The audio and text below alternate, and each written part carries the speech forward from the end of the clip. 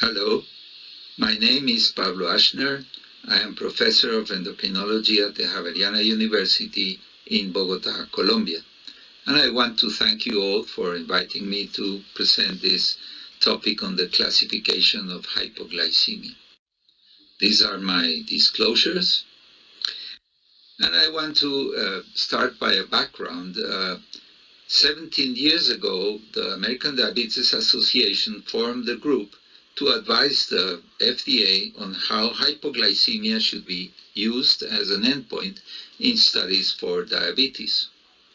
In their report in 2005, they recommended two levels. First, a plasma glucose of equal or less than 70 milligrams per deciliter, that is 3.9 millimoles per liter, and the second level of severe hypoglycemia. This was adopted by the FDA, the EMA, and other regulators. This definition includes all episodes of an abnormally low plasma glucose concentration that expose the individual to potential harm, and it should apply to clinical decisions by people with diabetes and healthcare providers, and also to studies of diabetes drugs, devices, or management strategies. And it should be free from reporting biases, should be clinically important, applicable to all persons with diabetes at any time of day, measurable by practical and widely available methods, and reportable in a standardized fashion. Later, in 2013, the same group published an extended definition of hypoglycemia, but the glucose level remained unchanged. They added to the severe hypoglycemia, which was defined by symptoms requiring active assistance of another person to treat independent of blood glucose. They added symptomatic hypoglycemia, where the symptoms were present with a measured low plasma glucose and self-treated, asymptomatic hypoglycemia with no typical symptoms but a measurable low plasma glucose, pseudo-hypoglycemia, which would include typical symptoms with a level above 70 milligrams per deciliter, and probable symptomatic. But as I said before, the definition of hypoglycemia remained a plasma glucose of equal or less than 70 milligrams per deciliter. So the International Hypoglycemia Study Group addressed some limitations of the ADA definitions of hypoglycemia. First, the symptoms occur at different glucose levels, and people with impaired awareness may not have symptoms. In fact, asymptomatic hypoglycemia is important, and the increased use of continuous glucose monitoring means that it can be captured in clinical trials. Also, lack of agreed levels of hypoglycemia, which are clinically relevant, limit our ability to compare different interventions in trials. So there's a case for reclassification. On one hand, 70 milligrams per deciliter, that is 3.9 millimoles per liter, is highly relevant as an alert level, but little evidence that it impacts quality of life or has health economic consequences. On the other hand, severe level has high clinical relevance, but it's infrequent in most trials, reducing the power to show differences between interventions. So there's a strong case for a third level, denoting major serious hypoglycemia at around 50 to 55 milligrams per deciliter, that is 2.8 to 3 millimoles per liter, which is associated with impaired cognition, cardiac arrhythmias predicting mortality, impaired awareness, and increased risk of severe episodes with health economic impact.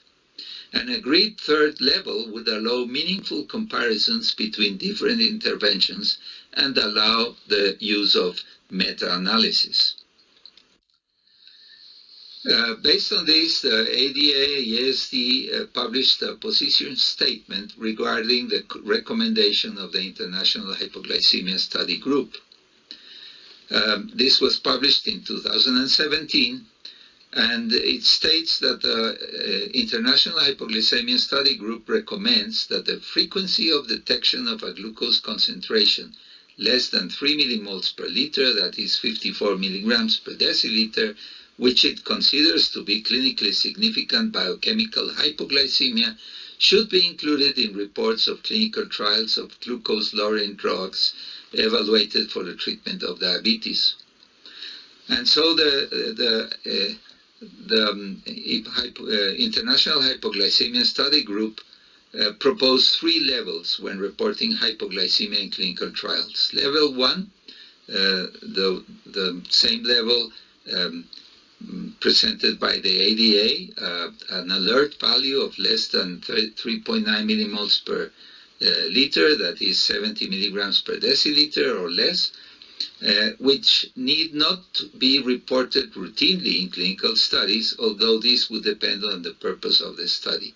Then the level 2, the new level of less than 3 millimoles per liter, that is 54 milligrams per deciliter, which is sufficiently low to indicate serious clinically important hypoglycemia.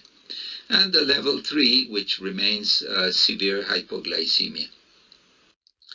So when classifying hypoglycemia, we have the level 1, which is an alert value for patients and clinicians, often asymptomatic, requires rechecking, and may require changes in insulin dose or type. And this level of 70 milligrams per deciliter is relevant to patients taking drugs that can cause hypoglycemia, such as SUs, glinides, and insulin. Then there's level 2,